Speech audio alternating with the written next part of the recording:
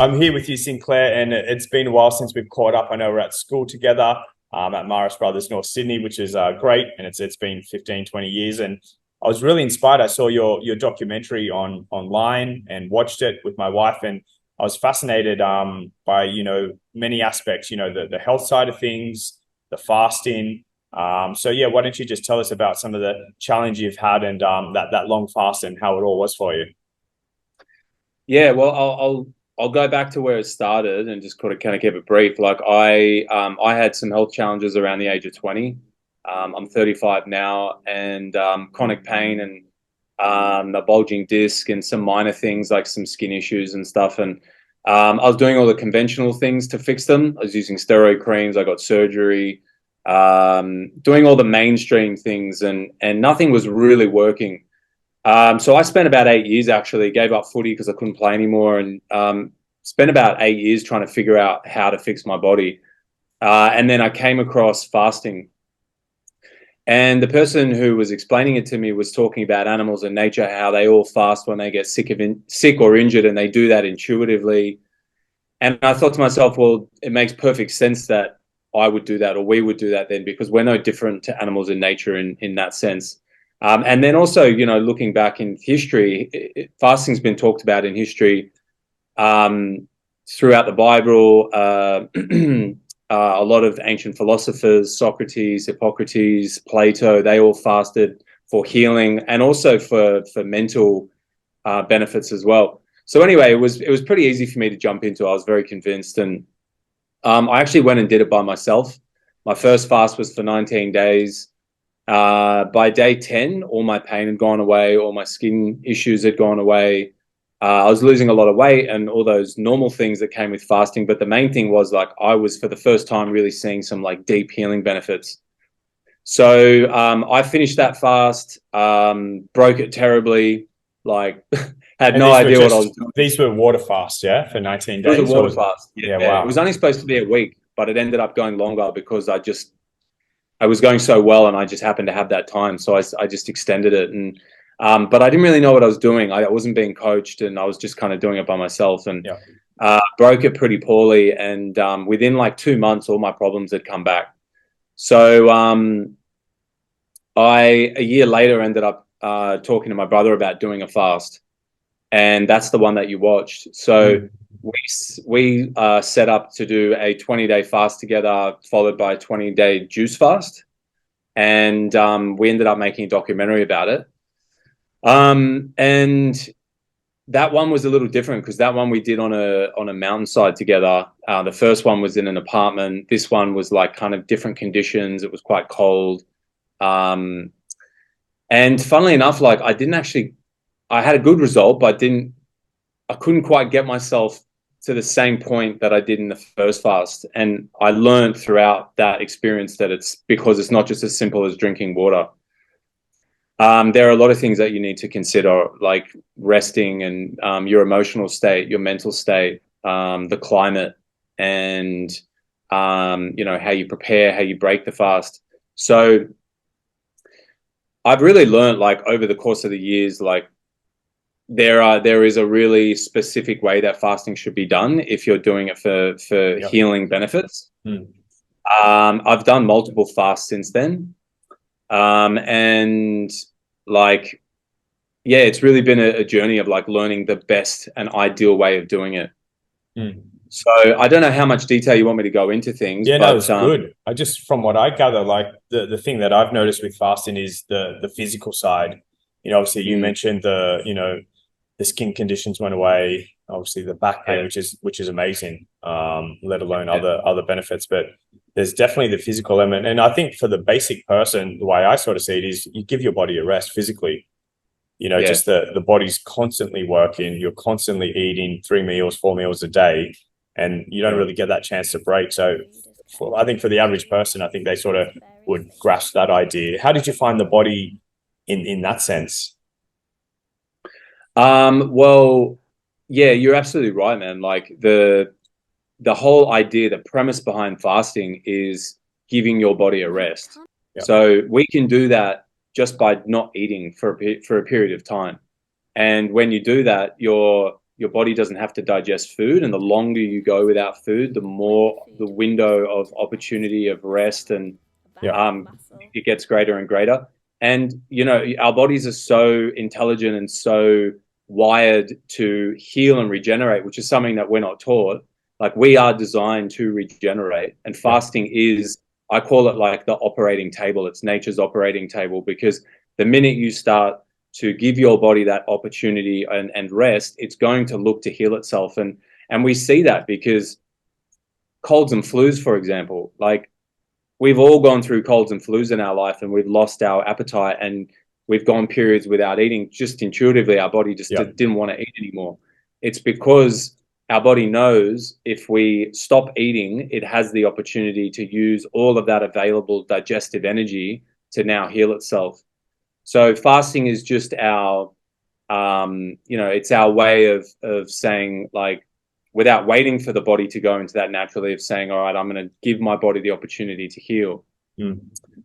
So physically, you're going to experience, the longer you go, the more toxic you are. You're going to experience things like fatigue and maybe some headaches, particularly when you're coming off like caffeine or any of our like chemical addictions. So like some people experience that on a daily basis. Like, if they don't have coffee in the morning, they have a headache. I gave up coffee recently. I just did a fast, and it's had exactly those symptoms, but it's probably been the best thing. And you know, just replacing it with tea or something else. And I find that the biggest factor I have found from caffeine is sleep. I've just noticed my sleep has just been phenomenal with giving that up. But how did you find then the fast mentally? Because like, it fascinates me, you know, 20 days water, 20 days juice. You know, I've done some fasts out of 3 or 4 days, but there would have definitely had to been a mental toughness to stick to that regime, see the benefits, and then obviously sort of move away from this addiction, I guess, to food. Because what I noticed when I have, you know, fasted for a day or two, a lot of the time I want to eat, it's emotional. When I really look at it, I might be frustrated and I go to eat something. So how did you find that mentally throughout that whole time, and then that sort of relationship with food? Yeah, well, that's a really good question you ask, because that's actually what I've come to learn is the most challenging part of fasting, and one of the most, I think, beneficial parts, because fasting is ultimately, it's a way that we can spend time with ourselves and get to know ourselves a little bit more. And you only really tap into that if you actually give yourself the opportunity to spend time with yourself. A lot of people have a really hard time with fasting, the mental and emotional side, so they'll keep really busy. We keep busy on a daily basis in general to avoid the uncomfortable feelings that we have. And if you fast, you give up food. There's one emotional vice that we have, and one of the biggest ones. So then if we go a step further and you're fasting by yourself or in a group, or you're removing yourself from your daily life, you're immediately going to start to sit with yourself a little bit more and be presented with some of those more uncomfortable thoughts and feelings. So some people have a really hard time with that. They just can't do it. Others will really go there and they'll sit with it. And that's where a lot of the benefit comes from, because it's not just a physical detox. Like, yes, you're going to see the plaque come out. You're going to see the parasites potentially. You'll have a physical detox. But if you do it the right way, you'll also have a real mental and emotional detox, because your body naturally wants to bring all of that stored energy to the surface. That's all it is, really. It's just stored energy, and it's having a real impact, even if we're not aware of it, on the way we think and feel and behave. And essentially, it creates our personality in a really big way. So there are ways that while you're fasting, you can really help your body bring that stuff up. There's breathwork techniques, there's meditation. So fasting in that sense can be a really a great experience. I personally have had like some really challenging moments on fast, like mental and emotional challenging moments. I've had like moments of like intense anxiety. That was on a longer fast I did, not the one you watched. But it is like mentally, emotionally, it's such a great opportunity to like get really clear, on your life, on your goals, on what you're trying to create. You know, just if you think of it logically, it's like, when in any of our lives are we presented with an opportunity to like sit with ourselves for a full day, or Yep. like even for like a half a day, Half an you hour know, even we literally sometimes. have nothing, like I'm talking nothing, like no social media, no phone calls, no food, nothing. You're just sitting with yourself. It's a bit of a scary thought for a lot of Mm. people. Mm. But if you're like, if you're really certain on why you're doing the fast, and your, you know, your why and your vision is really, really strong, then like that's the difference between people who really struggle and people who have a great Yeah. experience. It reminds me a little bit of, I know some people that do meditation work, and they will, do meditations for a block or period of time. And I guess if you have the fasting as well, it would really just fast track that mental Yeah, clarity. And if you had the meditation in, you're really stuck with yourself. And as you said, some people would find that really challenging, not having yeah, devices and being in an environment and no food. But others, if you yeah. can really sit with that emotion, it presents opportunities to see what's coming up for you. In your case, you mentioned, anxiety, which is interesting. How did you find in the doco the breath work? Because that's something I find fascinating. Yeah. And I've Michael Adamides is a friend of mine, and I've done a bit of breath work with him. And I noticed in the documentary that was part of the process of that emotional cleanse, I guess. How did you find Yeah. that process during the fast? Well, so you've done that breath work before? Yes. Yep. Yeah. So it's quite physical. Like Yep. quite a bit of energy goes into that. So we did that on day 10. So energy was a bit low. So like on a good day, that stuff I find pretty challenging, just like physically. Yep. So on a fast, I definitely found it a little bit harder. But like I was saying before, because you're already in a state where energy is almost like simmering at the surface, it wants to come up. And that breath work, the whole purpose of it, as you know, is to encourage that and move that energy. Yep. So like, as you would have seen in the film, like it was really coming up for me. And it's challenging because the stuff you're expressing is not positive. Like, we don't store positive emotions. We express them very, very easily. It's the negative stuff that we store. So when that stuff's coming up, like it is uncomfortable, but it's liberating as well, Yep. because it's a heavy energy to hold and carry Yeah. around with us. So It's like a sense of release, I guess. Like you're releasing it is, energy and yeah, emotions. So yeah. exactly. Mm. So it's something you really got to be. I guess you got to want to go through and want to express, and then if you got someone like we did who's coaching you through it, it's such a worthwhile Yeah. experience. Yeah. Yeah. So what are some of the things that you learned from fasting in terms of breaking the fast? You said sometimes obviously you didn't break it too well. What would you recommend to someone when breaking the fast?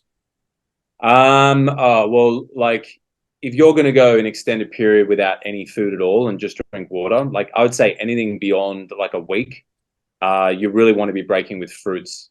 Yeah. And even if you have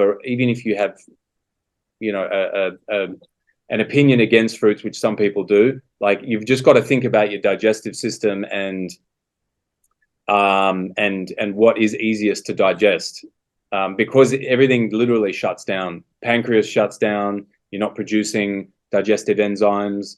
The liver, gallbladder, everything just goes into sort of dormancy, and you got to slowly wake it back up. And the easiest foods to digest for us always are fruits. They're hydrating, full of digestive enzymes, and the best thing to break a fast with. The first fast I ever did, the one I told you about that I broke terribly, I broke it with fruit. I knew that much. Yep. But then later that day, I was at a cafe and I was like staring at this almond cake. Yeah. And I was thinking like to myself, I go, oh my God, that would be so good. And I was like, how bad could it be? Like it's all raw nuts and whatever. And I Yeah. was like, it'll be fine. So I got it, and I ate half of it. I must have, like, I'd be lucky if I probably chewed it once, like I was just going so hard at it. That's a whole nother thing about sort of mindset around food when you break a fast. But I ate half this almond cake, and I had to stop because I started to feel so much pain in my digestive system. Like I was getting really worried. Anyway, I was fine in the end, but I learned like the last thing you want to break your fast with is nuts and seeds, and proteins in general, Yeah. because they're just harder, way harder for the body to break down and digest. So yeah, that was a big learning curve for me. And then you hear stories about people breaking fast with like 20-day fast with potatoes and starches, and Yeah. having a really hard time. So yeah, you And want to be careful for your how did safety. you find your relationship with food after the fast? Did you find like you're consciously thinking, what am I going to put into my body? Because I find sometimes the benefit of fasting, because we live in such a consumerism world where everything's busy and you grab something, and then after, you have a few days of fasting, in your case here, 20 or 40 days, you're really aware of what you're going to eat now, opposed to just Yeah. grabbing something on the go. Yeah. It's a good question, man. And it's like, it's a quite a big conversation you can get into, because personally, the very first time, like I said, I was a total novice. I didn't know what I was doing. And a lot of it, like, we just talked about, a lot of emotion comes up. And that emotion is often attached to our our relationship with food. So when that emotion comes up, you break the fast, like you have all the good intention in the world, and you go through a fast and you're just like, I want to eat really healthy now. You're daydreaming about food the whole time, but it's like, mostly healthy stuff, and you're setting intentions and you've got goals and whatever. And it's like, but all of a sudden you break the fast and it's like, a lot of that honestly just goes out the window, and you just think about food, and not everybody, I shouldn't say not everybody goes through this. I think it's the people who have some unresolved emotional issues that the fast brings up. Yep. And fasting isn't a magic pill. You don't just fast and solve all your emotional problems and physical problems. Like, it doesn't work that way. So this is why I tell people that you've got to have a coach for one, because you really need to be able to get guidance through that period. And again, I'll just be totally transparent. After my first fast, I had a really poor break fast period, and my relationship with food was the worst it's ever been. Yep. Because I just wanted to eat all the time. Like, I couldn't stop eating. And that's why all my problems came back, because I just was putting way too much food into my body. And then I ended up doing a 20-day juice fast to correct that. And I got on top of it. But ever since then, it's been like a constant evolving thing of me learning about the role that my emotional state plays in my relationship with food. And I noticed Tyler Tolman was helping you through that. What's your relationship? He seems like quite an inspirational guy when it comes to fasting. Yeah, he's awesome, man. Like, he was the guy who taught me about it. He's just got like a ton of wisdom around it. Like, It's funny because like now he says to me, I've done probably 10 times as much fasting as he has now. And it's wow. He still has more knowledge about it, I think, because he's just a real bookworm, and he has like a ton of knowledge in that sense. But when we talk about it now, it's like the way I talk sort of comes from more experience. Yeah. And because you can read books, and there's a lot of information out about fasting, and unfortunately, there's not really a lot of places you can go to learn about how fasting's done. Yeah. And that really, to me, is the key. Like knowing how to prepare, knowing what to do when fasting, and knowing how to break, not just for the safety element, but also because, people going into fasting because they want to change their lives and they want to heal and transform. It's like, and you're not guaranteed to get that just because you stop eating and drinking water. There are some real keys to it. What did you find, like the relationship with other people, like family members? Sometimes I find when I tell them I'm going to do a few days, they get a little bit concerned, and people just have a conception around food, and people in their own way choose how to sort of love it, but they're obviously a little bit scared for you. Did you obviously find there was some resistance from people, and trying to say please be careful, etc., but obviously everything turned out fine for you? Yeah, man. Like, the first fast I did, I told my mom, like, if you're gonna keep saying these things, like, I'm gonna block you. Yeah. It's just like, oh, how are you today? Oh, should you be eating? And like, you're so sensitive to other people's energy that when you have to take that on, it's like you just can't. So but most of my family, I mean, at the beginning they were probably a little concerned, but now they know it's all fine and it's safe. But to be honest, fasting is actually very, when you know what you're doing, it's quite safe. Because I find it's like, you know, it's there, but it's not there. You know what I mean? Like I'm just bedazzled a little bit. You know, like it's not something that's really heavily involved in the medical or sort of health world, which I can understand why it's a lot of consumerism and, you know, sort of quick fixes, and financial as well. You know, there's obviously no gains for that, but it's something that I think's, you know, a little bit of an untapped secret, you know. And what's your relationship now? Like, do you have like a sort of set routine within the year? You have sort of set times that you do fasting? Yeah, so I really like intermittent fasting.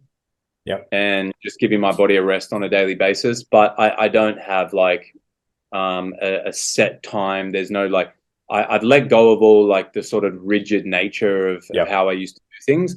And now I just base it on how I feel in the day. But like if I have a big meal for dinner, if I overeat a little, or if I have a heavier meal, I generally don't want to eat until like midday or later. And I'll just drink, like right now I've got like, this is licorice tea. It's 11:30. I haven't eaten anything. I'll probably eat at like 1 or 2, and I'll have a light meal in the day. I really like fruit. I eat a lot of fruit. So I'll have like a fruit meal in the day at some point, and then I'll wait till dinner to have my heavier meal. Yep. And to me, that just works really, really nicely. Like I prefer to be lighter. The lighter I am here, the more energy I have, generally speaking. That's the other thing. How did you find, because I think it would be a bit of a roller coaster. I'm assuming I haven't done a fast for that long, but energy wise, obviously would have been ups and downs. But did you find at the end of the fast and when you break it, your energy levels did increase? Yeah, definitely. Like your energy or my energy, and in people's in general, like the energy that we all are hoping for when we're fasting, it comes when you get those big clean outs. Yeah. So it's like you're letting go of, and I saw all this come out of me, like plaque and parasites and all this waste. Like that stuff has a really heavy energetic load on the body. Yep. So getting rid of all of that is where we start to get those energetic bursts. But generally, in my experience, it's like after a week of like introducing foods again, the body starts to pick up and feel better. You know, one thing that's interesting is it's not fasting necessarily that makes us feel so weak and tired. It's the fact that our body's going through such a heavy detox. Yeah, it's the detox that makes us feel bad because, and I actually learned this through a guy named Lauren Lockman. He's done a ton of fasting and he runs a retreat in Costa Rica. But he raised a good point. He made a good point. He said like animals in nature naturally go through fasting periods, and during those fasting periods, they've still got to hunt and go and find food. So it wouldn't make sense that they're feeling like, you know, tired and angry and hangry and all these things that we experience when we're like haven't eaten one meal, you know. So it's really it's not fasting at all. It's actually the fact that our body's now putting all this energy going through this detox and getting rid of all this like unwanted crap. And the more toxic we are, the harder we'll find giving up food. Yeah, for sure. So, I mean, what are you doing? Are you doing some coaching now and stuff? Like, have you started doing some health? Like, what are you doing now after the fast? Are you doing, obviously, you're more health conscious, but are you doing some consulting and coaching, I believe? Is that right? Yeah. Tell me about that. Yeah. So I used to be a fitness trainer and I naturally just started getting into health coaching when I started fasting, actually. So for like about 5 or 6 years now, I've been doing more health coaching. I've coached probably like 100, 150 people through fasts, and anywhere from like a week, 3 days a week, to the longest anyone's done with me is about 34 days. Yeah. And for all different reasons, but mainly for health conditions. So, you know, I've seen people heal Lyme disease and fibromyalgia and fibroids and regenerate discs and eliminate tumors, and all just literally by sort of tapping into and accessing the body's innate healing potential, aka fasting. Yeah, awesome. So you're coaching people through the fasting. Is there other work that you're doing with them as well, like coaching or mentoring or emotional work, or is it just purely coaching through fasting? Or a lot of it is mindset. Yeah, a lot of it's mindset and emotional work, because that's the stuff that comes up during the fast. Like for sure. what we need to do during a fast is really easy. I could just give you a list, and you could take care of that part. It's the it's having someone in your corner, keeping you like mentally and emotionally grounded, or even uplifted if we can, because all of that comes down to how can we create a situation during a fast where your body has as much energy as possible to heal itself. And we take care of the physical part by not eating, but if I can keep you inspired and motivated and emotionally uplifted, well, all of those are just going to add more energy to your environment, to your body to heal itself. Yeah. Awesome, mate. I'm really proud of you, I got to say.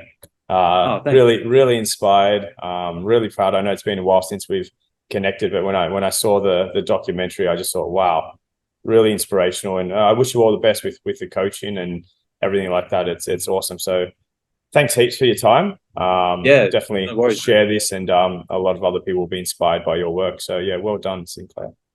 Thanks, mate. Anytime. Cool. All right, we'll keep in touch.